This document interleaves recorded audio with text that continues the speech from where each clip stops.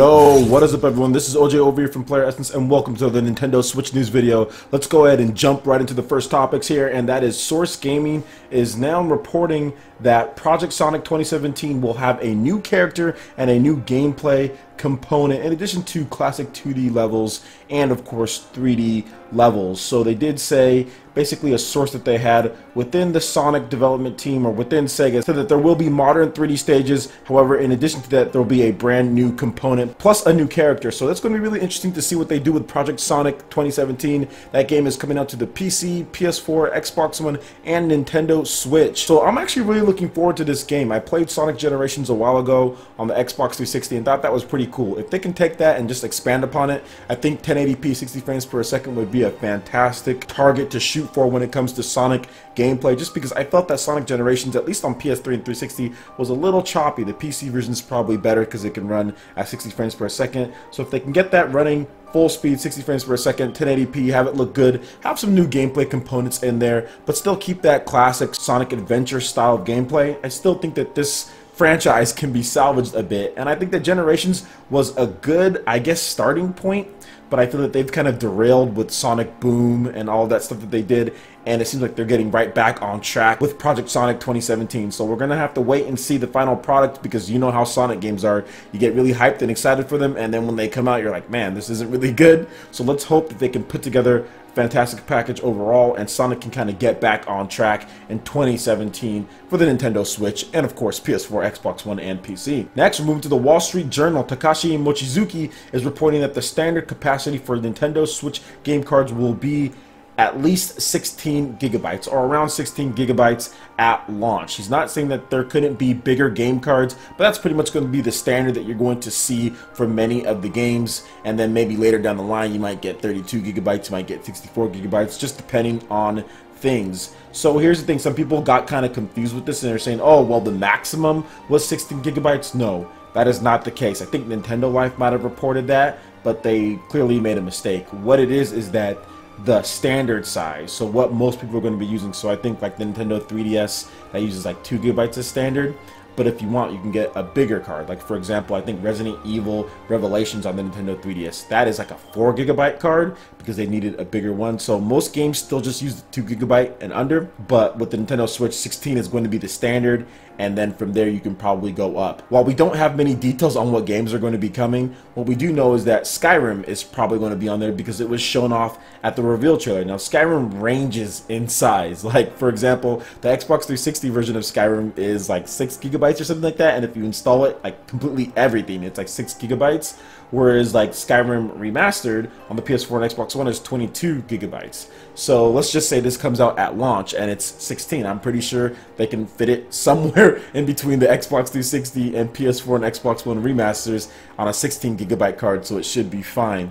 Another thing you have to also realize is that Nintendo Switch probably isn't going to be installing off of the game card, since the transfer data is way faster than optical media, so you're probably not going to have any space to install. That's one thing that I do know, that PS4 and Xbox One games have extra gigabytes or extra data of space because of the install and the bloatware that you have to put on the HUD. That's not going to happen with the Nintendo Switch since it's using game cards. So that's also just something to consider.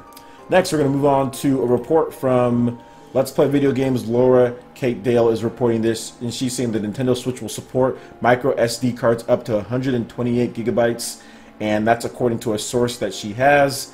And it will be supported via micro SD, just like the new Nintendo 3DS did before. They said that Nintendo 3DS could support micro SD up to 2 gigabytes and micro SDHC up to 32 gigabytes, but the Nintendo Switch will support micro SD XD cards up to 128 gigabytes to size. Now we don't know if that's going to be the final limit or anything like that. It's just a report that she's putting out at this point.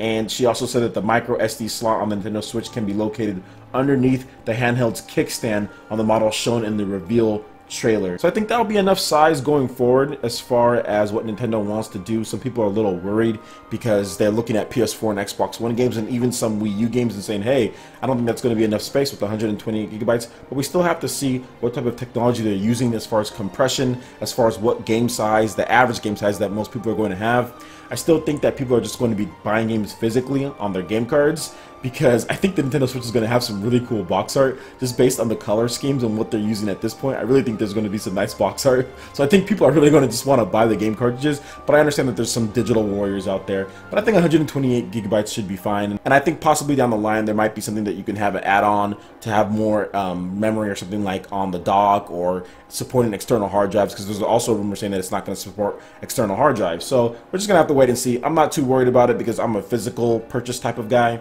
but I can understand why some people might be concerned. But I still think Nintendo's going to have an economical solution for the whole matter, especially because the Wii U had a very economical solution, although it was really expensive. Those 2 and 1 terabyte hard drives were pricey, up to $100 for the really good ones that you don't want to corrupt your data. So I think 128 gigabyte micro SD will be enough for me, but I'm going to be buying my games physically anyway. All right, and moving on to the last article here, we have Emily Rogers is saying that she has some good news, that she can confirm that the Nintendo Switch will have 4 gigabytes of RAM in retail units, not just the dev kits. That's double the Wii U RAM. So earlier she reported like she might think that the final units will have 2 gigabytes of RAM because the dev kit units have 4, but she clearly made it like clear when she said that she's not a techie, she doesn't know, but now she just kind of confirmed like, hey, this is what I think. It's still rumor, just like the other thing with the 120 gigabytes, but they've been pretty solid on their information before, and they got the Nintendo Switch information right. So I'm not going to take it as 100% fact, but I'm going to take it as likely. So 4 gigabytes of RAM, what can you do with that? Well, it's better than the Wii U, that's for sure. 2 more gigabytes. We don't know how much the operating system will take up. I'm thinking Nintendo's probably going to try to keep it slim on the operating system. I'm hoping for half of a gigabyte for the OS, although that's just maybe a pipe dream, and then the rest can be used for the actual games. I know PS4 and Xbox One have 8 gigabytes of RAM, but around 3 gigabytes or so are used for the actual operating system. So they have around 5 gigabytes for upper 4 to 5 gigabytes to work with. So it's not too bad. A gigabyte or 2. The technology between the PS4, Xbox One, and Nintendo Switch is completely different as far as how RAM can be allocated and used. We still need to see what type of RAM it is, how fast that RAM is, because it can have a lower amount but way faster RAM and utilize better. So we still need to see on that. But overall, not bad, because the Wii U was only 2 gigabytes with 1 gigabyte allocated for the OS, so only 1 gigabyte for games. So this is definitely going to have more than that. So we'll see how everything turns out. I also think that there could be an SCD with the RAM extension upgrade. I think stuff like that could come in the future. I don't think it's going to be anytime soon, but that is a possibility just to throw out there. Alright guys, that wraps it up for this video here. Go ahead and hit that like button if you did like it. Let me know you guys want more content like this going forward in the future, and subscribe to PlayerEssence for more news, reviews, trailers, tips, and tricks, and everything in gaming. Thanks so much for watching, and we'll see you for the next video. Peace.